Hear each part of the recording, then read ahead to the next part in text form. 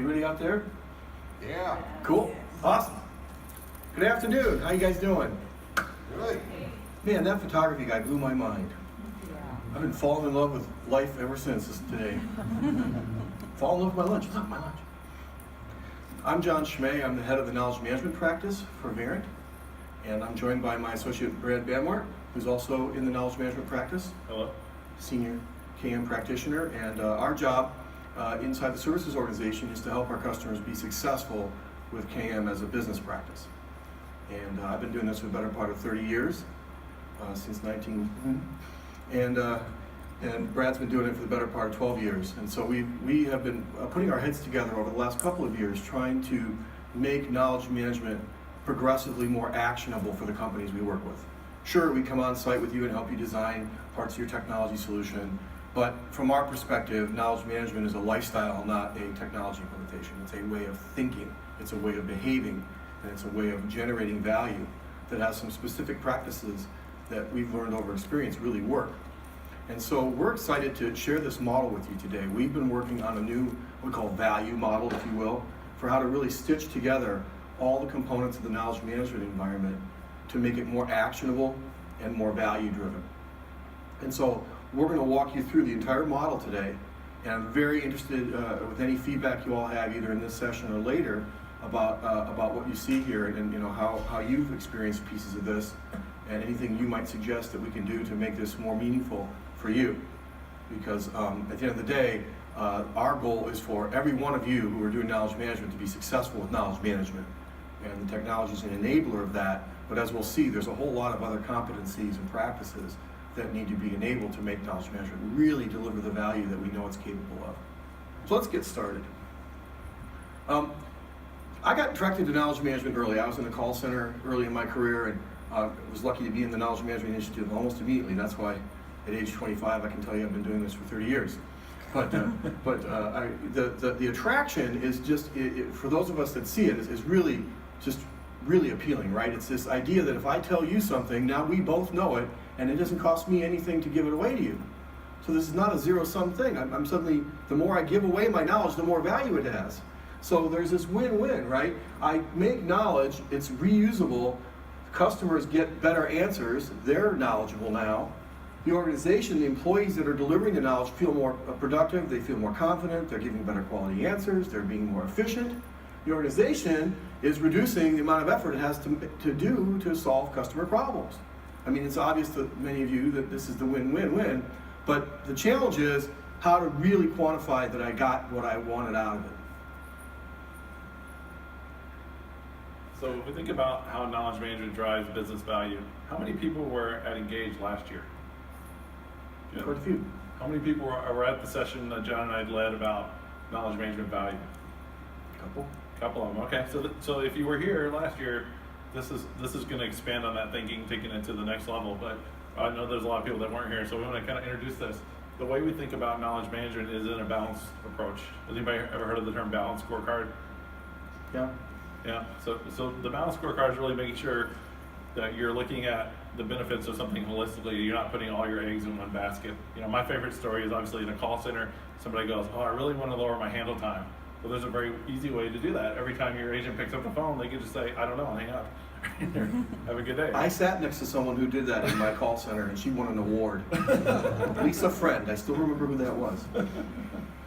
So we've seen, so what we're trying to do is educate our customers in the industry. There's more ways to think about knowledge management, just handle time, right? There's on the left-hand side, you have your strategic benefits. I want to improve my customer experience. I want to improve my employee engagement. That's what your director, your C-level thinks about. On the right-hand side is what your support managers think about. How do I improve operations? How do I improve the quality of work? How can I do more with less, improve my operational excellence? And so this is this whole model. This is kind of the foundation of what we're going to talk about a lot today. Well, now one thing we want to point out is that over time, this was always sort of the starting point for knowledge management, right? I want to lower my handle time, better first call resolution, operational efficiency. But more and more, and you guys know this, as support has become a differentiator in these marketplaces, these other capabilities end up being really important. For example, in the last couple of years, this employee engagement one, I've talked to several people in this room about lowering the training turnaround time. How long does it take me to ramp up my support agent? Can I use the knowledge base? And I've had many customers over the last year or so, baked the knowledge base directly into their training. Repurposed the entire training into learning how to use the knowledge base. So instead of training being filling up my head with all this knowledge and then throwing me onto the floor and hope for the best, I'm training you how to use the knowledge base as your training, so that when you get on the floor, you're ready to go. And I have had some people reduce their training time from months to weeks doing that. And so we've seen these trends now. Customer experience is another one, where everybody cares about net promoter and whatnot, but people are looking really carefully at this now. What's the customer journey? How are the customers engaging with us? And where is knowledge actually impacting that? And we have people looking much more closely at that in the past few years than they used to. It was sort of a generalized customer sat goal for a long time. But we're seeing a real evolution toward knowledge management being seen as a strategic enabler if we can quantify that we delivered those benefits. And that's the thing everybody needs to know. And that's what we've been trying to figure out how to build in a holistic way. So in terms of building, some of this stuff looks like kind of high-level consulting happiness, but it actually, some of it's actually quite important. If I go into a support center to implement KM and I get the IT guy and the KM project manager, I'm in trouble before I've even started, because there's no one there representing the vision of the business. When I hear the word strategic transformation, I get really happy right away. Right? I'm like, all right, somebody in the business is thinking about a vision for this thing. What was it? The gentleman this morning talking about photography, about vision versus action. It's very much like that. Are you building a cathedral or are you chopping bricks, right? So basically, there are outcomes, but you have to help an organization think through what those outcomes really are for KM. Because up in the boardroom, there are these sort of huge organizational visions, and we've done blueprints for several of your organizations, strategic blueprints, where there are these high-level things, but then it breaks down into a series of real KM-specific things that they want to get done to enable that larger brand or organizational vision. That starts to get into the KM strategy, and how am I really going to do this? Let me get real crisp about how I'm going to make my strategy match my vision. And then, of course, that shakes out into what I expect to get out of it.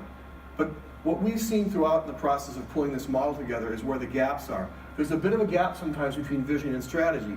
It's hard for the executives sometimes to articulate what the strategy needs to be at the KM side and to coordinate that in a way that everybody will support and buy into. And there's a definite gap sometimes between the strategy as stated in some organizational PowerPoint or goal session, which is usually very good, but then the actual value that everybody's signing up for, right? So you really need to think about this. And so we've instrumented some of this. We'll show it to you. Yeah, and so if you were at the session last year, we really covered these three boxes in detail. And the title was How to Build a KM Business Case. And a lot of customers came up to us and said, we need help building business cases. And so in the last year, we work with a lot of different companies. I've probably done 20 business cases, but some of the ones that stand out is we did a large bank, and it was all about increasing their sales revenue for their agents. So, they felt if their agents had the right answer when the customer called, then they would build that relationship, become that trusted partner, and then they could upsell them through scripts on additional products. And so that was a big one. We had one all around time to competency that John talked about. This is a large airline, saying if I can get my desk agents, up to speed faster to handle more types of questions, there's a lot of value. And then another one for an insurance company was all around employee performance. So they had very specialized employees. They could only do one thing, and if there was a bunch of work over in this queue, they couldn't flex over and help. And so the whole business case was around making people more generalized and be able to help in more areas. And knowledge management was really the key enabler for that. So we're seeing a lot of change in the industry. We're seeing people start to think about things other than AHT when they're building their business cases. But at the same time, we kept getting the feedback. The question people kept answering is, okay, I understand the business case. Down at the bottom level, I can understand what's happening in my KM system. What are people searching for? What content are they being? What ratings are they doing? How do we tie that all together in one big picture? How can we link the specific activities and capabilities in knowledge management to the overall business outcomes? And John and I spent 6 months thinking about this strategically and trying to work with our customers to build a model. And that's what we're really here to introduce today. We don't want to make this too academic, so we're going to talk about the model, but as we walk through each step, we've actually prepared an example to kind of walk you through in a real world what that would look like as well. So that's the model, and I'll bring it up now. Yep, so here's the model. It's not as complicated as all that. It's really just in 4 sections. So let's walk them one at a time. So in the vision and strategy domain, we need to understand the higher level organizational value that we're trying to motivate through knowledge management. And that may ideally has a tie-in to the corporate goals, whether it's improving revenue, improving efficiency, having a certain customer experience that aligns with your brand, all those sort of boardroom kind of things, and then the strategy I talked about. So there's a series of things you do there. That shakes into these goals. their top line goals have to do with, sort of metrics and measures for the business, but then there's stuff that shakes down into specific business and KM goals, and we'll walk you through examples of all this. And now this gets down to the basic capabilities and activities, and this is where your technology deployment is. This is where you build your tool and you add your content and get your authors and your users. Where it starts to get really important and critical is the outcomes coming out of this thing to start to really shake through what those outcomes look like and link them to the larger set of business analytics that you need to do. And here's another there are two gaps here that we often see. Linking the outcomes to specific analytics that talk exactly about what those particular individual activities represent, and then also how do those analytics roll up in a way that I can take action for my business and articulate the business value at a higher level, which is ultimately the last little holy grail of the whole thing, right? So if I can do this in a structured and repeatable way, I can instrument this in a way that I can manage it. And I'm managing to value. And one of the things, a little side comment, if you had to ask me where this came from, I think it came from something I hear from so many of you. What happens is we implement KM and they just tell me, man, I need more resources for my KM initiative. Please help me figure out how to tell my organization that I need more authors. Help me figure out how to get more resources to train these people properly. I know I need coaching to help my people. There's this interesting sort of dilemma that we come in on the technology choo-choo train, but there's all these other supporting casts that we gotta have to make this work well. So from my position, my passion is the more we can actually orient to that, the more we can hold the business accountable to resourcing to the outcome. I know that's really obvious, but I'll tell you, without it, it becomes the realm of opinion and politics. Do I exaggerate? You guys know what I'm talking about? Okay, so I'm quite serious about this. The real exciting part to me is if we can generate business value, we can get funding for delivering certain outcomes, right? That's really powerful. Not to mention just the value itself, of course. Okay, so this is how we're doing it. So let's take now we're going to walk through a series of examples, hopefully meaningful enough to give you a flavor for how this plays. So you describe the future state. You're going to say what's going to happen next, and you're going to describe it in a way that people can understand for the business. Yeah, and so these are the examples we talked about. I always think about the difference between a vision and strategy. As a vision is like, I want to end world hunger. But the strategy actually says how I'm going to do it, right? So we try to kind of prepare an example. We walk through this. And we want to kind of pick one that touched all the different quadrants. And so the example we picked here is I really want to make my knowledge management program all about our users, all about our user feedback, the user demand. I want to use that to really prioritize all the activities I'm doing and all the outcomes. And so from a strategy standpoint, how to get there, we talk about specifically what we're going to do. Well, we're going to build these continuous improvement processes based on feedback that are really going to actually look at instrumenting feedback and trying to quantify it and trying to measure it and study the types of feedback, the quality of feedback, the amount of feedback, the latency of turnaround, start to look at really characterize that carefully. But the whole goal is to the vision of the user and demand and feedback guiding KM activities. That's our vision. We're going to figure out how to leverage analytics to get there. Yeah, we travel all around the world and talk to people, and I always ask the same question: how do you prioritize the work that you're doing in your knowledge management team? What do you think most people say? Whoever screams the loudest. Or first in, first out, right? But a lot of companies don't have this idea that some content is more important than others and some feedback is more important than others. And so how do you build a whole model around that? That's what we're going to talk about today. So, best practices, right? This is your classic. Where do you want to be? What's the business outcome? But again, this looks like sort of motherhood and apple pie, but it's actually quite important to get this right, because if you don't sign up for the right thing, you either won't get it or you won't be able to, worse, you won't be clear on what you're actually getting. Then you need to look at exactly where you're at, and that's where these dimensions, this model can help. Because we've posited a scorecard, a way of looking at, in a very basic and simple way, what your capabilities are, so I can at least instrument my current state in some way, rather than having some custom consulting thing that's different for every company. Let's get standard about this thing. We're knowledge management people. Can't we make standard content? So we do that, and then we say, okay, what's our roadmap look like? Which of this set of stuff that we're contending with do we want to focus on? What are we going to really pay attention to and prioritize as moving the needle for our business? Feedback might be one of them. It could be all kinds of things. Content management practices, better metrics, better coaching and culture for my reps.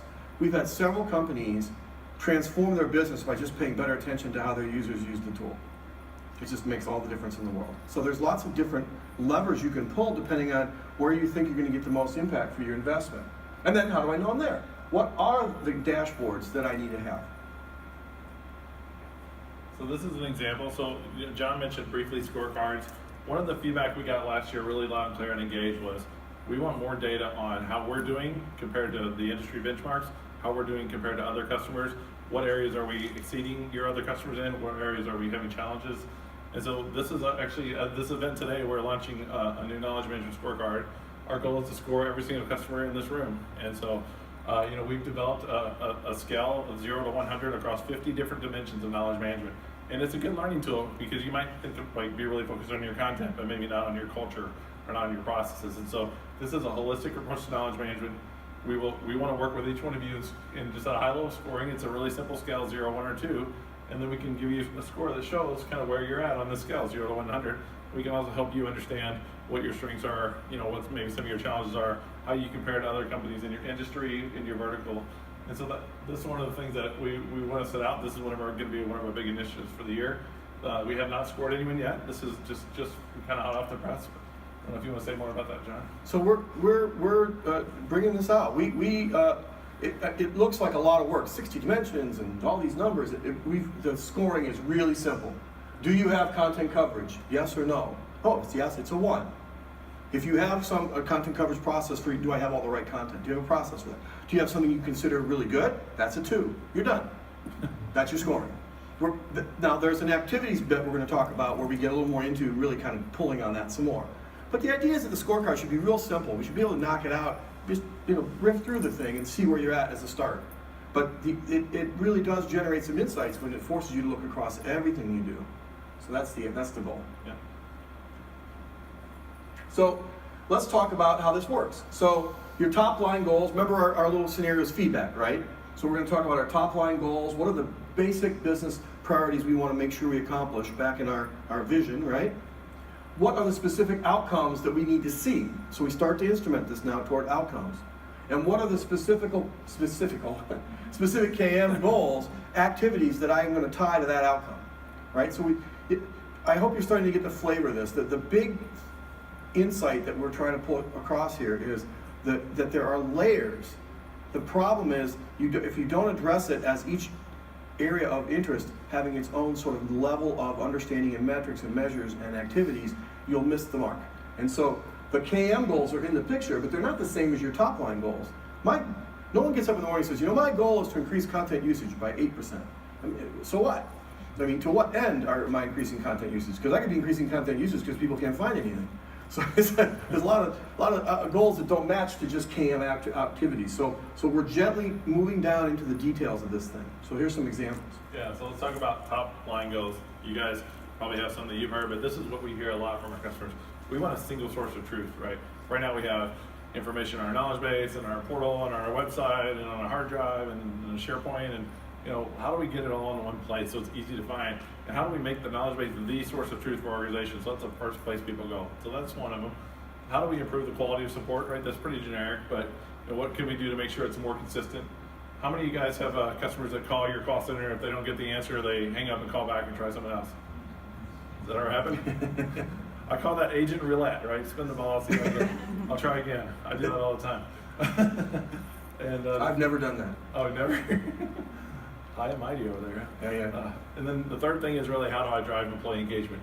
So these are your top line goals, but these aren't specific things that necessarily you're going to be able to do in knowledge management. So the next thing is, how do we take that a layer down? What are the specific business goals I can start to write around that are going to align with those top line goals? The first thing is, if I want to develop a single source of truth, the knowledge manager has to be my go-to place. It's got to be the number one place people in my organization go to find the truth, right? The single source content. If I'm thinking about quality, what does quality mean? It's all about errors. How do I reduce the amount of errors? How many times is an agent giving the customer the wrong information because they can't find it, or they have to make it up, right? It's not documented well. The process doesn't exist. And then finally, when we think about employee engagement, it's all about that confidence. How do your agents have confidence that the knowledge base is the right place to go? How do we improve that confidence? So those are some examples that you could probably think of a lot more.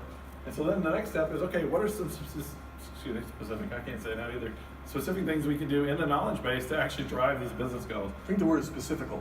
Specifical. Yeah. So, one thing you can do to make your knowledge management go-to source is making sure your information is always up to date. How do I reduce the time it takes to close? So if there's a knowledge gap, if I can tell somebody did a search and didn't find it, how quickly can I turn that around? We talk to so many customers and we go, hey, do you guys use a knowledge gaps report? Yeah, what do you do with them? Oh, we just run them every once in a while. Like, what actions are you actually taking as a result of how quick are you measuring the time to close those gaps? The next one is really how do I keep my top content up to date and accurate? I live in Minnesota. I actually, a few years ago, we did a joint study with the University of Minnesota at knowledge bases. What makes a good knowledge base? What makes a bad knowledge base? Most people think that the more content I dump in the knowledge base, the better it's going to be. But what our study actually showed is as the amount of content in the knowledge base went up, the user success went down. Call it the spray and pray approach. But at the same time, if we took the amount of content that was in there and we kept it tight and we refreshed it, as the refresh rate went up, the user success rate went up. So it's all about having the right content in there and keeping that content up to date and current so people trust it. And then the third one is really talking about feedback, right? How do I drive? Knowledge management works best if everyone in your organization feels personally accountable for the content in it. It can't be, oh, here's the knowledge base, it's up by this, ivory tower, or this group of people maintaining it. It's like, it's my responsibility. If I see an error, I need to leave feedback right away. I need to suggest new content when I see gaps. Everyone in your organization needs to feel that accountability, and there's a lot cultural things you have to do to build that. It just doesn't happen on its own.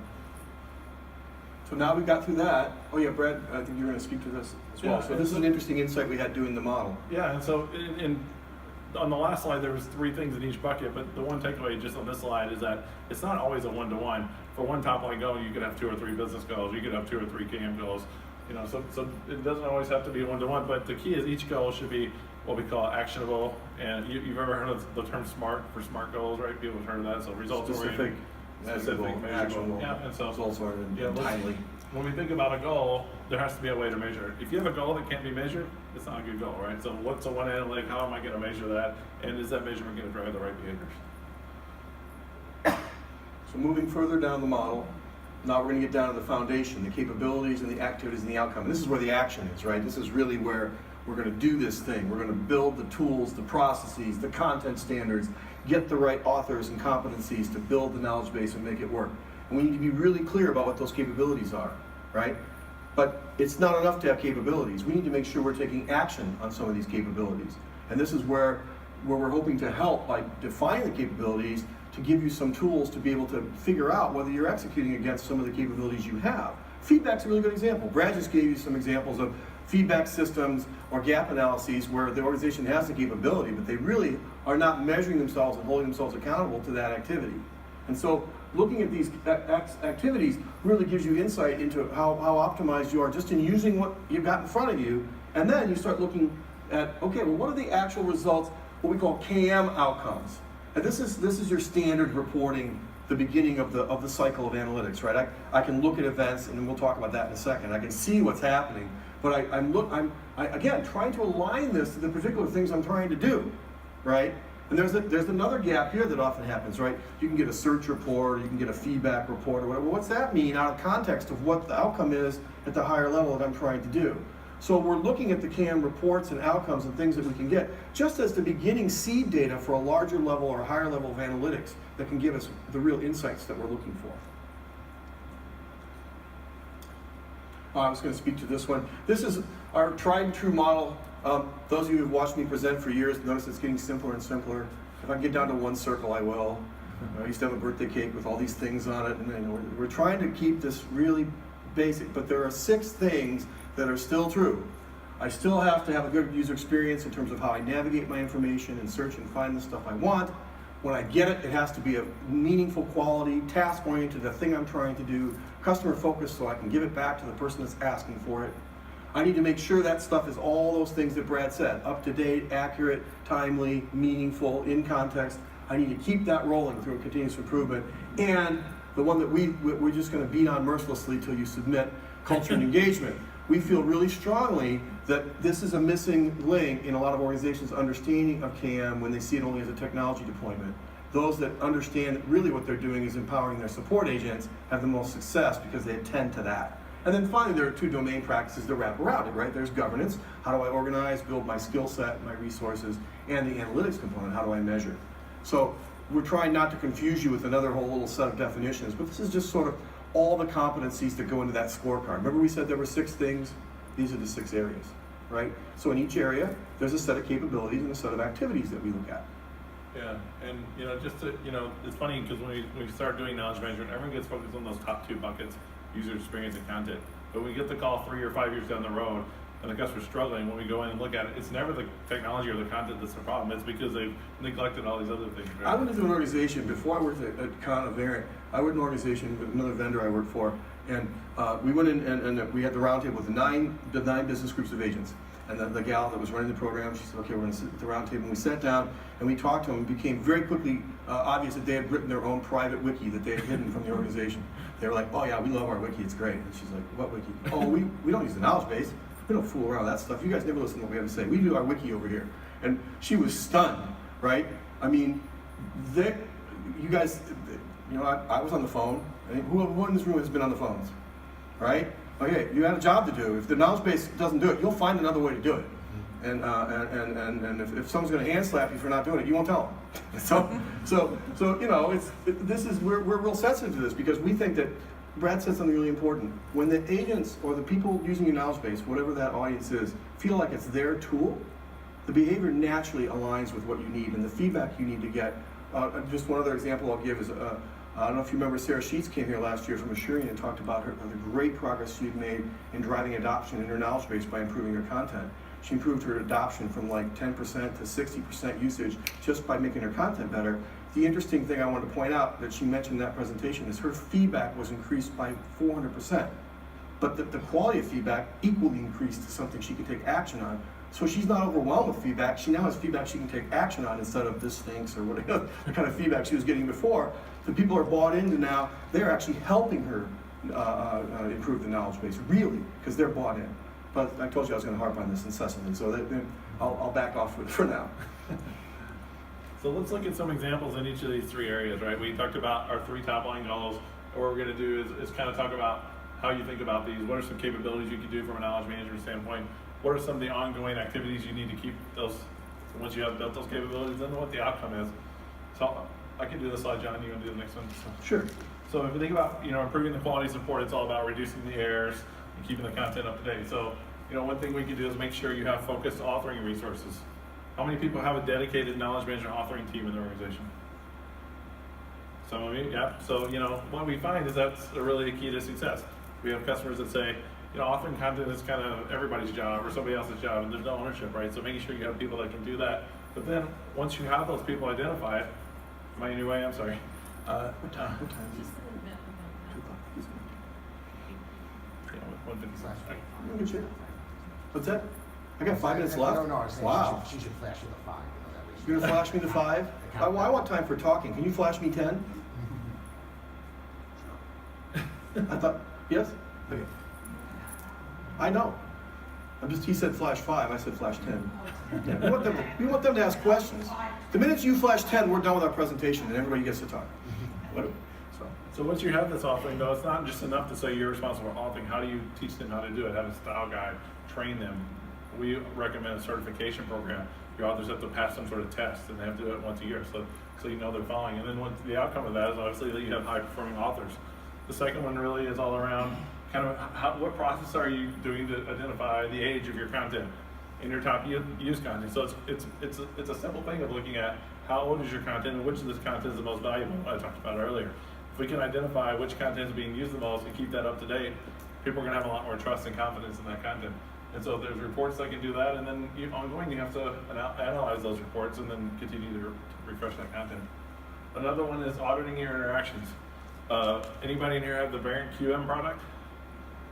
Yeah, right. So this is a great thing. So even if you don't, we have a lot of customers that do this in spreadsheets, but we can help you build assessments in the QM product that you can use to evaluate how well your knowledge is working, and then ongoing, have your QM team do those assessments or your KM team do them, and then analyze those results and make sure if you're seeing content issues, you can resolve those very quickly. So those are some things you can do to really improve the quality.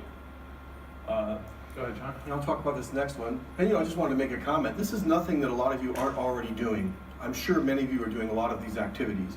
What we're trying to do is put it all together in one continuous story that you can look at and measure the result of those activities in and out against your goals and through to the outcomes. So these are all things we all do in knowledge management, right? So we want knowledge base to be the go-to source. We want to reduce the time to close those gaps, like Brad was saying earlier. So what do we need to do? Well, we talked about this feedback and content workflow management. So sometimes organizations really just sort of, they treat feedback casually, and so that's what ends up happening, is you don't end up with any kind of, the vibe that the organization gets is, well, feedback is sort of ad hoc or whatever, it's not a critical enabler. Well, you can actually prioritize the types of feedback you get and actually be real serious about your turnaround time and how often you're going to do it. And then you can start to base this on sort of the demand-driven prioritization of what you need to address. So you're starting to link the feedback to the types of gaps or deficiencies you're seeing in your business around knowledge management, and start to prioritize your work so that you're really paying attention to those things that are going to make the most difference for the areas you want to improve on first. Then there's well-defined workflow handling, right? So why is this about the go-to source? Because if I can turn around my content, make sure that it's getting improved, I'm defining my workflow, having an ongoing analysis of my SLA for workflow. That means how fast does my content get turned around when I need to change it? And some organizations have a week, some organizations have a day. I know one company that had a 250-day turnaround SLA, 250 days. It was defined and documented that you would get your content back in 250 days. It kind of reminds me of the sign on the road, veterinarian taxidermy, either way you get your pet back. I mean, do you really want to wait 250 days? By that time, don't you have another release of whatever it was that the content was about? So you improve your speed to market, and then you identify the knowledge gaps. We have a knowledge gap report, but all it tells you is, here are the searches where people aren't looking at information. Now, either because they typed the wrong thing, they got 0 results back, the content they got back was not compelling, or they didn't understand how to use the tool. Well, that report doesn't tell you which of the 4 things it is. Someone needs to do this analysis, right, to figure out what that gap means. And if you do that, you suddenly start seeing exactly whether or not search is working the way it should for users. The net effect of this on the support floor is that the support agent feels like if they throw something out into the ether and they see it come back to them in some defined period of time as an improvement, and ideally even recognized people that are doing a good job of giving feedback, that tightens the circle of trust, if you will, around the knowledge base. People feeling, okay, this thing is really for me, and people do care about what I think, and furthermore, this thing is up to date and I can rely on it. So these are really important factors in terms of getting that knowledge management tool as the go-to source. All right, the last thing we're going to do is really talking about driving engagement through culture, improving user confidence in the system. So a couple things John just talked about, kind of a little more details, making sure you have that closed loop feedback, right? And so in our tool, if you haven't used it before, when somebody submits feedback, it goes into a whole workflow, it goes to the authors, they can make the changes, update, edit the content, and then it requires the authors to actually say what change they made, the outcome. And so that feedback gets back to the user and they know if action is being taken or not. And so once your users start to understand the value and how that feedback's being used, the quality of that feedback will start to go up. Another thing we always recommend is some sort of recognition program. Is anybody doing a recognition program for their users? For their agents? Okay, good. So, this is something a lot of people overlook, but start thinking about what are the behaviors you want to drive in knowledge management, and then the people that are doing those behaviors, how do you recognize them? Give them a pizza party or a $25 gift card to Starbucks or whatever that is, right? It's just little things like that will go a big difference. The last one is then also surveys. We definitely recommend surveys. Make sure there's only so many things you're going to be able to tell from your reports. Sending out surveys is not about the individual interaction in the knowledge base, it's about their overall perception. Is this a good tool? How much effort does it take to find stuff? We have a lot of kind of pre-built surveys that we're happy to share with you if you're interested. And we think it's definitely a best practice to do a monthly user survey, analyze those results. If you have people that are dissatisfied, follow up with them directly and kind of work to fix those things, and that will really help drive your engagement. All right, so now let's talk about the fun part. How do we cash in? How do we print this cash that we've made? Knowledge management, right? This slide came out of years of work of customers asking us for metrics and reporting to tell them what to do in knowledge management. And so we'd say, okay, what do you want to know? And they would say, I want to know if I reduced my handle time, or if I have first call resolution, or better agent satisfaction, or better customer satisfaction, or my net promoter score went up. And what have you got? Well, I've got a query report. That doesn't make it. That's just data. And even the metrics that you can generate from the dashboards, and there's some great reports you can get out of the knowledge management system, they don't correlate to those top level outcomes directly. There's a gap. There's an important piece here that you need to have, which are analytics and KPIs. And any good business intelligence practice acknowledges the value of aggregating data and generating analytics, which are correlations and combinations of the data I want to see, and the KPI, which is an index, a key performer index or performance indicator. That's just, you could even call it arbitrary, but over time you hone it to being sort of the range of activities that I want to see to give me some simple index that can help me characterize whether I'm improving or not, and all the inputs that go into that. So you can get there, but you have to have some discipline around your reporting practices and your metrics. So the KM analytics in our model are talking about the KM metrics you get. So there's a lot of great stuff you get out of the system, and most of you could stand to use more of the metrics that are given to you. There's a lot of good stuff in the KM dashboards, but they're giving you the specifical, there I did it again, specifical metrics, metrification that will allow you to actionize. So it's combining those metrics to create the actual insights. And then the business analytics, and this is where we're really excited because this is the other stuff. What's the other stuff? The rest of Verint. DPA, speech analytics, enterprise feedback management, quality management, workforce optimization management. I mean, you think of all the things. Why do you think Verint bought Kana? This is it, boys and girls. This is it. This is the holy grail. Verint is like world-class instrumentation of what's happening on the desktop.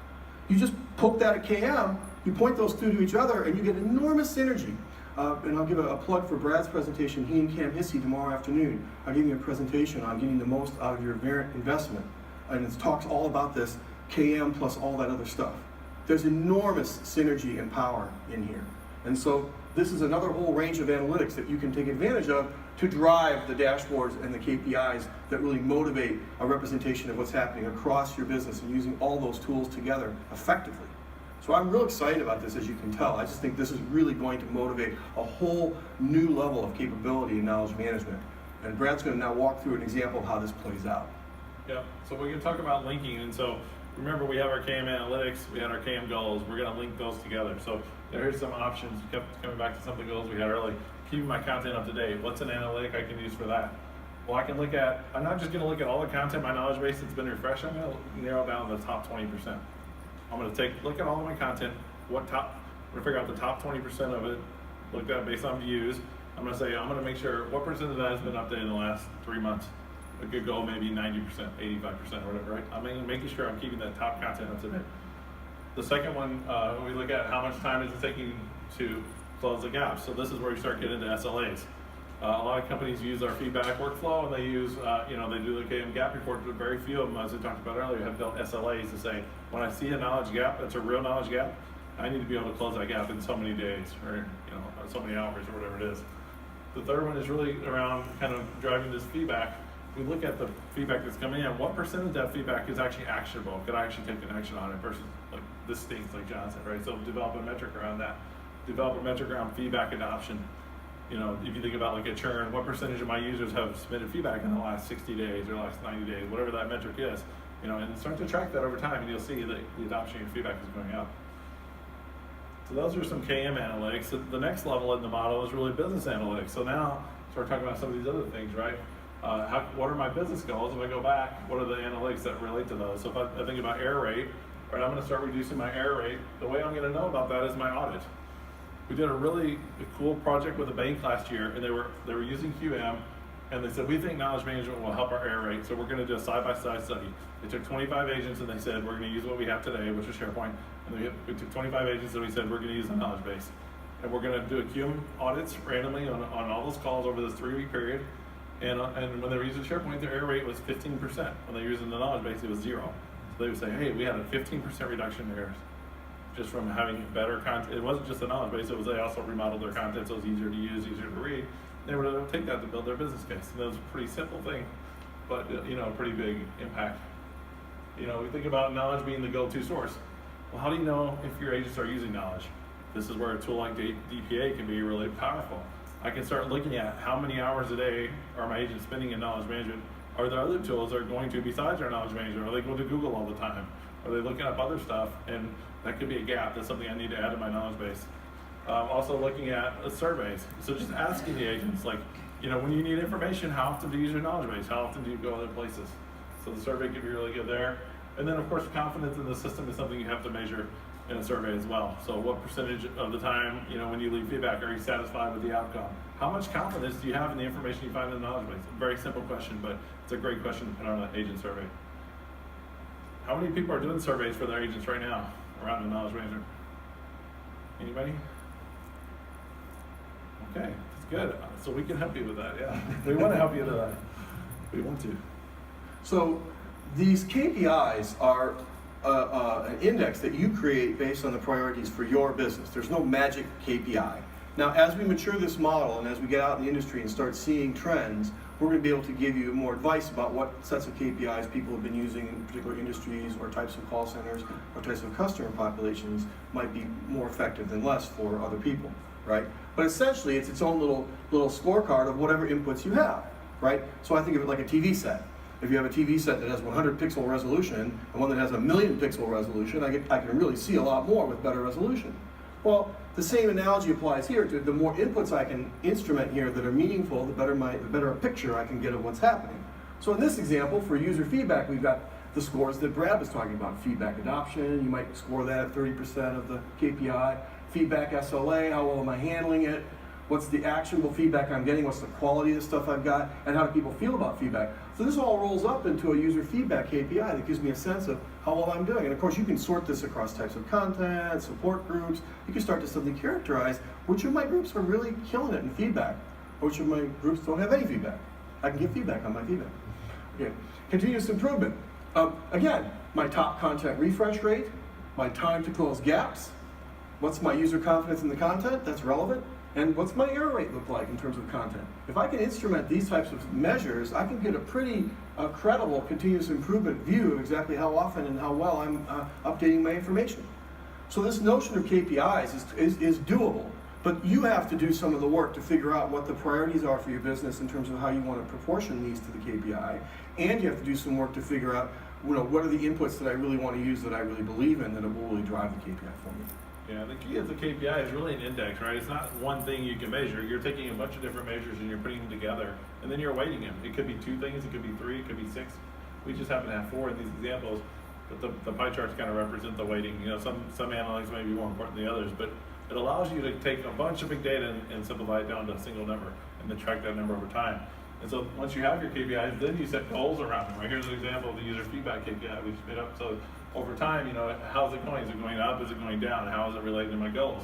Well, that's good. I can see that. But now I need to be able to take action. This is not actionable, right? So then I need to do a deep dive. Let's go back to the components, break out that KPI. There's these 4 things. What's my performance this year for each one of these? What was my performance last year? Even though the trend is positive for user feedback, I can actually see in the third one, my feedback SLA is actually lower than last year. So that even though overall it's trending well, I still need to dive into that analytic and start figuring out what's going on and get into the reports and get into the data, figure out how to fix that. The cool thing then is once you start having this, then you can start to correlate. And so this is the last step here, business value. I've got my KPIs. How do I start thinking how that correlates back to business value? So this was a KPI, continuous improvement around quality. There's lots of ways to measure quality. What we see a lot is called FCR, first contact resolution. A lot of you probably measure that. And so we're able to take and say over time, what's the impact on FCR based on my continuous improvement? Well, how do I know that? It's still somewhat arbitrary, right? And so the last step here is really predictive modeling. We help a lot of customers do this. We actually work with people that are like 6 Sigma black belts, and we build this whole model. And we start to say, okay, let's look at this over 16 or 18 months worth of data. We'll start building a correlation. And this is some work we did for a company. We said, actually, 80% of your changes in FCR were driven by the work you were doing in knowledge management. So there's other things that influence FCR besides knowledge management. There was an 80% correlation. And so they said, this company, if you look on the previous slide, it said, we know for every 1% we improve at FCR, it's $750,000 in cost savings. So we could say, we saw over a year and a half, a 6% improvement. There's $750,000 each. We said, we're only gonna take credit for 80% of it. That's $3.6 million. So now I can go back to my CEO and go, hey, remember when I asked for more people on my content authoring team to help keep the content up to date? Yeah, we can hire 3 more people and it costs us $120,000 or $150,000 and it's gonna give us a $3.6 million impact. So that's how you connect the dots. That's the missing link. Right.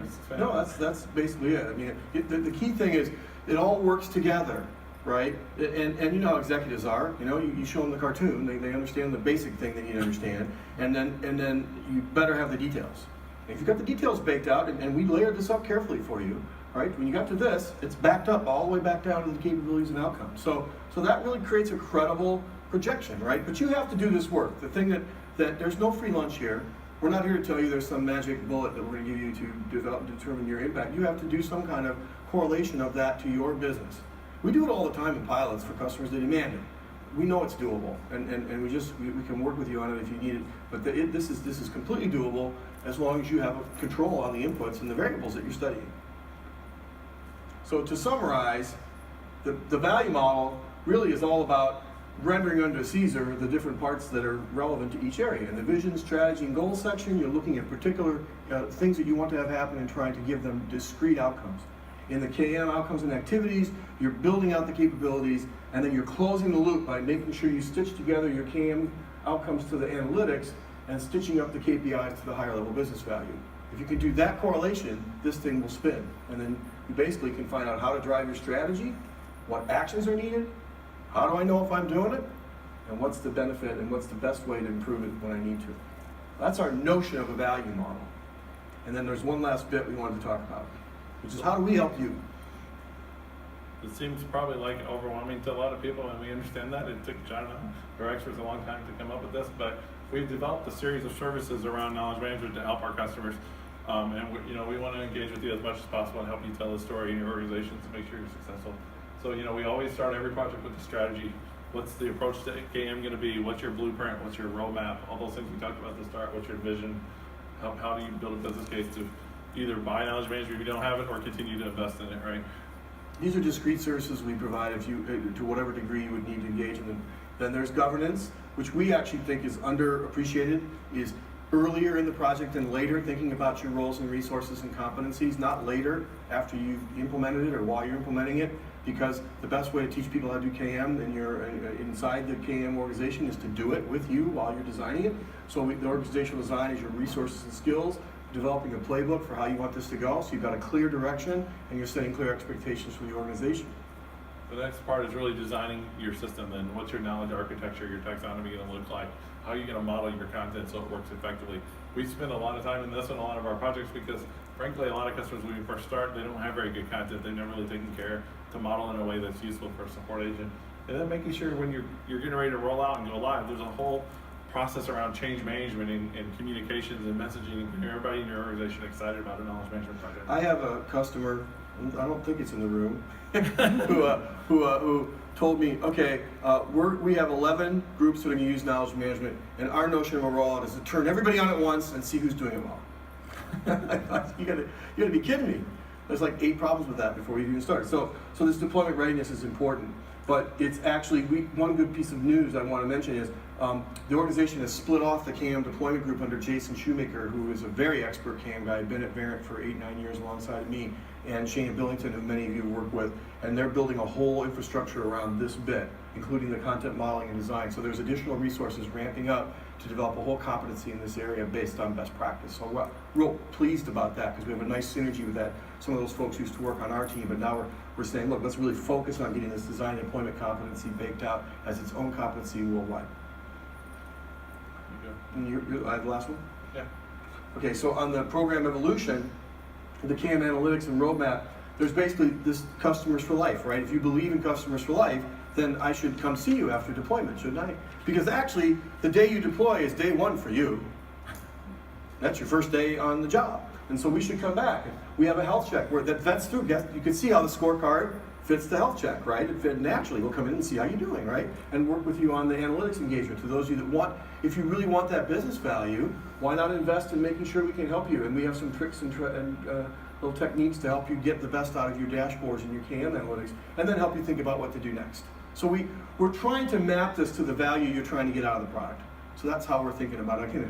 Same thing Ryan Hollenbeck said yesterday, I think, actually. We're trying to make this work the way you guys do this work. So that's our thought process. And here's some more, just go to this one here. So this is the one tomorrow this enhancing the value of your Verint portfolio. I'd recommend you go see this if you can. Although those who are interested in self-help, I'm delivering that one on behalf of Garvin's delivering that one tomorrow. and they did a great job of building their self-help application. So if digital's a focus for you, this would be a great session tomorrow, the successful self-help. If you're interested in using your other Verint products to enhance knowledge management, Brad and Cam put together a really good presentation on that. And we have the Knowledge Management Professional is a new product that's coming out. I don't know if you guys have heard about that, but there's... And tomorrow morning, they'll have a community live on knowledge management where you can talk to some experts on that as well. And then we have a great presentation by Stefan is presenting on Enagage. his journey. So this is good stuff. Love to see it. We're right at 10 minutes. How about that? Not bad. Not bad. So questions, comments? Anybody have any thoughts on what we just presented? Did we completely numb you with detail? Anybody's brain gonna explode? In the back. I have a question, really for the audience. I'm curious how many of you have dedicated content management teams, or do you tap into the training part of help manage your content?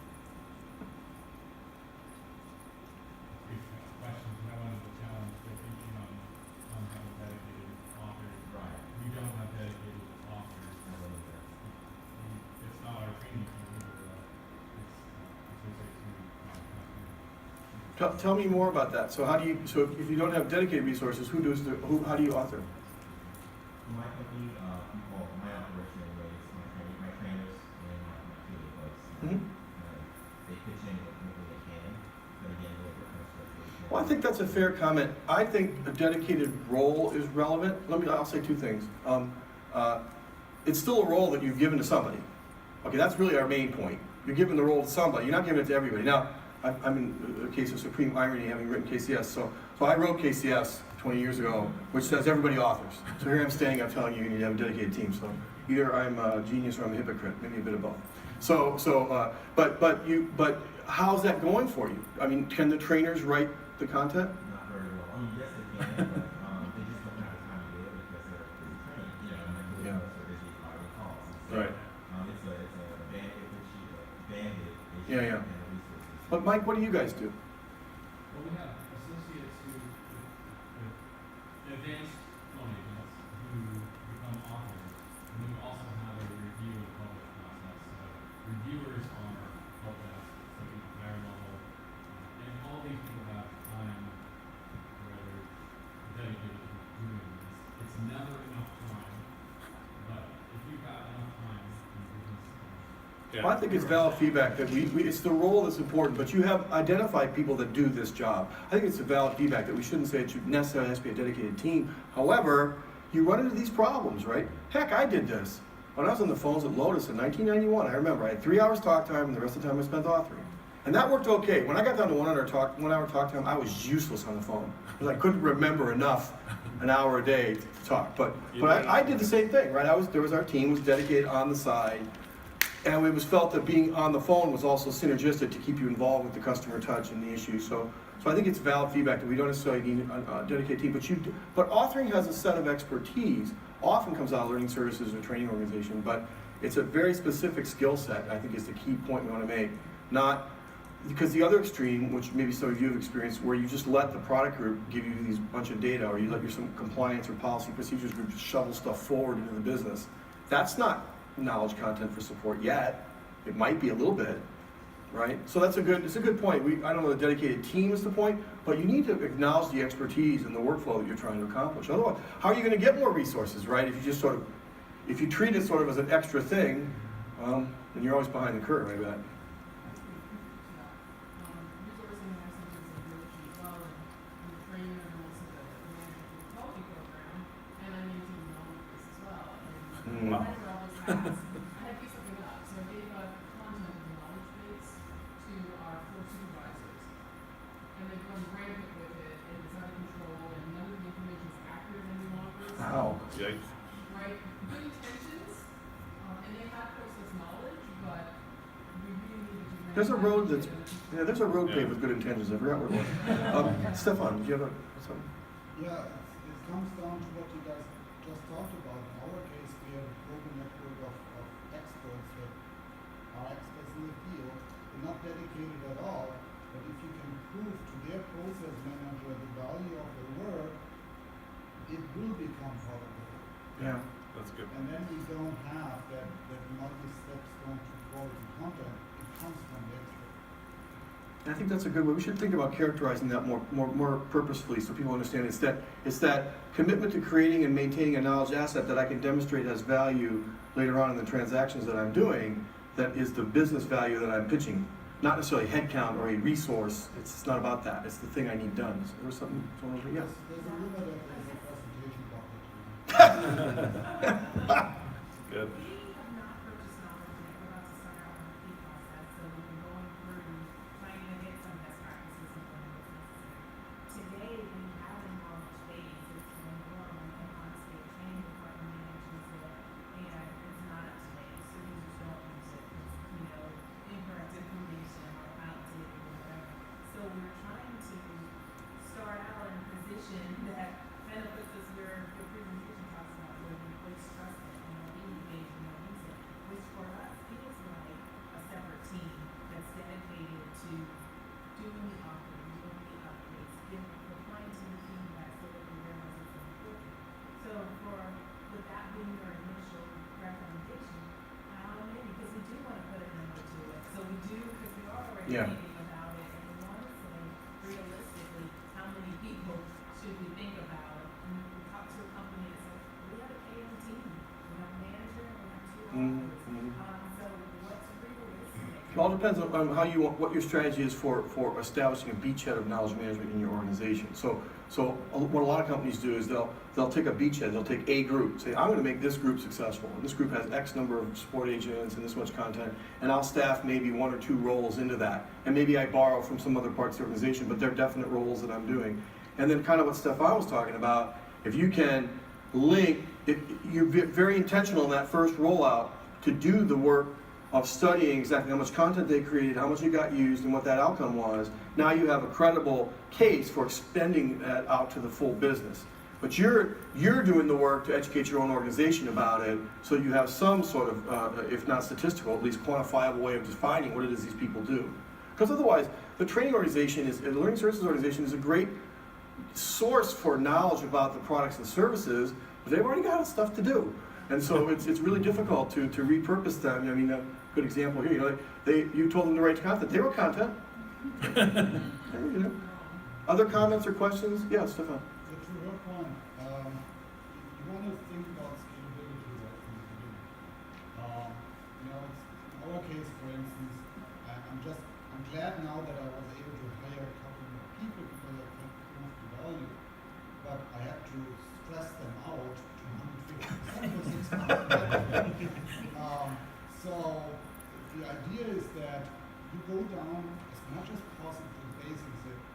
How long does it take a person to update how many documents in what time?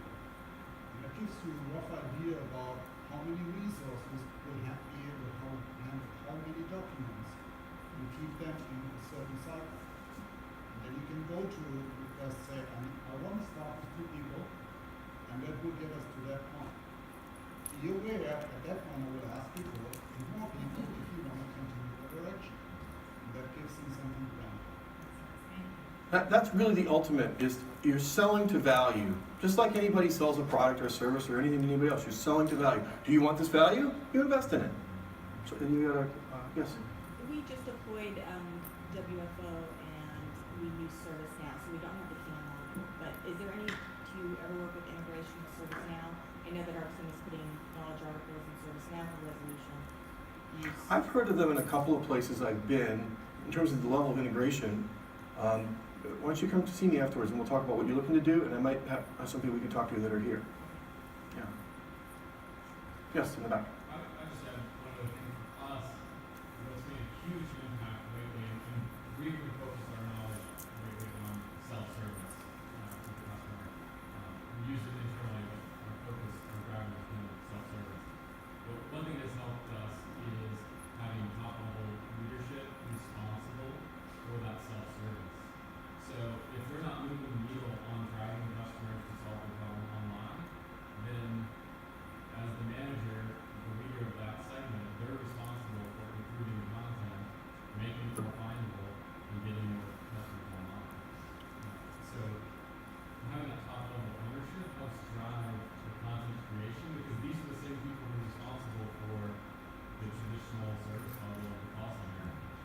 they've got to make a decision, right, I need this offer to help a bunch of customers online, or I need to put that person on the phone and answer some phone calls, right? So Right. it's at that top level that they are responsible for. And that's a question that a lot of companies struggle with all the time, right? Like, can I take somebody off the phone? Okay, well, there's 5 or 6 calls I can't handle, but if I create a piece of knowledge that is used 10,000 times, or 100 times, it's worth it. But at the same time, if I create a piece of knowledge that's only used once, it was a way, right? So it's all about, it all gets back to demand driven, right? Understanding which knowledge providing the most value, where the gaps are, prioritizing your work, understanding the ROI of a specific piece of knowledge, and make sure I'm spending my time on the right knowledge and not the wrong knowledge. Yeah, Stefan had something. Yeah, I may just cancel my session. The basic idea is what I experienced over, a few years in I celebrated the 25th anniversary of my 25th birthday. So that's all I'm getting now. No, but the idea is that in terms of governance, the goals and actual level of the solution has to be aligned. The VP has to have a goal that supports knowledge management, the process management, and the person that does the actual work. Otherwise, they are just going to step on their toes. Typically, the VP is engaged, the staff is engaged, and the process manager is delegated. And that's how why it doesn't work. Yeah, yeah. If the VP doesn't have that as a goal, the process manager will work hard for nothing. So yeah, We've jumped into the guts of the model for you guys because there's a lot of KM practitioners in the room, and we just sort of want to respect your experience and just show you exactly what we're up to. But this can shake down to something much simpler. Like, I really like what I could visualize what Stefan was saying. A lot of you folks, like, you're getting started in knowledge management. The clue you got there was, what is your executive trying to do? Why are they investing in knowledge management? What 2 things are they looking for? You just keep pounding on that, and then you go chase through this to find that thing you need, and you advocate for it.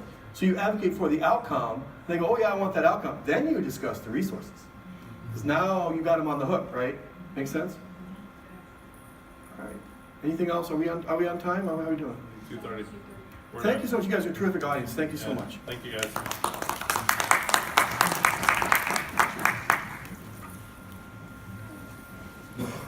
I'm expecting a call at any second. Oh, we can talk later. Yeah, you know what's funny? I went and got business cards made for this conference because I think I needed to hand you one.